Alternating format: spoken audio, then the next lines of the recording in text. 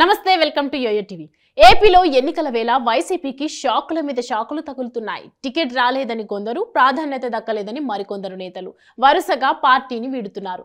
కొంతమంది ఎమ్మెల్యేలు అయితే టికెట్ ఆఫర్ ఇస్తే టీడీపీ లేదా జనసేనలో చేరేందుకు సిద్ధమవుతున్నారు.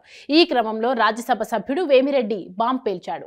నెల్లూరు జిల్లాలో వైసీపీకి కీలకంగా ఉన్న ఎంపీ వేమిరెడ్డి ప్రభాకర్ రెడ్డి పార్టీకి రిజైన్ చేశారు. ఇప్పటికే నెల్లూరు జిల్లాలో చాలా మంది నేతలు వైసీపీకి గుడ్ బై కొట్టారు. ఇప్పుడు ప్రభాకర్ రెడ్డి కూడా వెళ్లిపోతుండటంతో జిల్లా వైసీపీ కార్యకర్తల్లో ఆందోళన మొదలైంది. నెల్లూరు ఎంపీ ప్రభాకర్ రెడ్డి, ఆయన భార్య టీటీడీ మెంబర్ ప్రశాంతి వైసీపీకి రిజైన్ చేస్తున్నారు.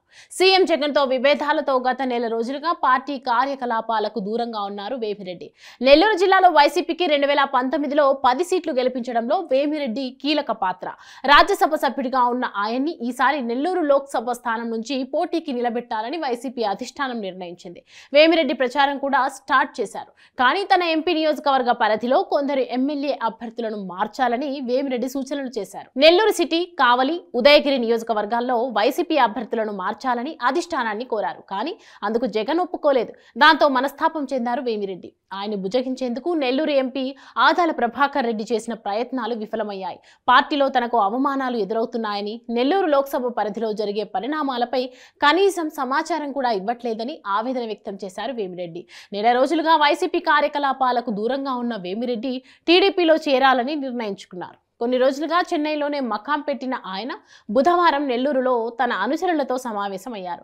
వైసీపీలో తాను ఎదుర్కొన్న ఇబ్బందులను వివరించారు. అయితే కొందరు వైసీపీ ముఖ్య నేతలు మరోసారి వేమిరెడ్డిని బుజ్జగించే ప్రయత్నం చేశారు. పార్టీని వదలవద్దని, అభ్యర్థుల విషయంలో జగన్తో మరోసారి చర్చించాలని సూచించారు. ఆ తర్వాతే నిర్ణయం తీసుకోవాలని కూడా కోరారు. అయితే వేమిరెడ్డి మాత్రం అందుకు సిద్ధంగా లేరని సమాచారం. వేమిరెడ్డి ప్రభాకర్ రెడ్డి పార్టీకి రాజ్యసభ సభ్యత్వానికి, ఆయన భార్య ప్రశాంతి టీటీడీ బోర్డుకు రాజీనామా చేయబోతున్నారు. ఈ నెల 23న టీడీపీలో చేరతారని కూడా తెలుస్తోంది. వీళ్ళతో పాటు కొందరు వైసీపీ నేతలు, కార్యకర్తలు కూడా తెలుగుదేశంలో చేరుతున్నారు. నెల్లూరు లోక్సభ సీటును వేమిరెడ్డికి, ఎమ్మెల్యే సీటు ఆయన భార్య ప్రశాంతికి ఇవ్వడానికి చంద్రబాబు అంగీకరించినట్టు చెప్తున్నారు.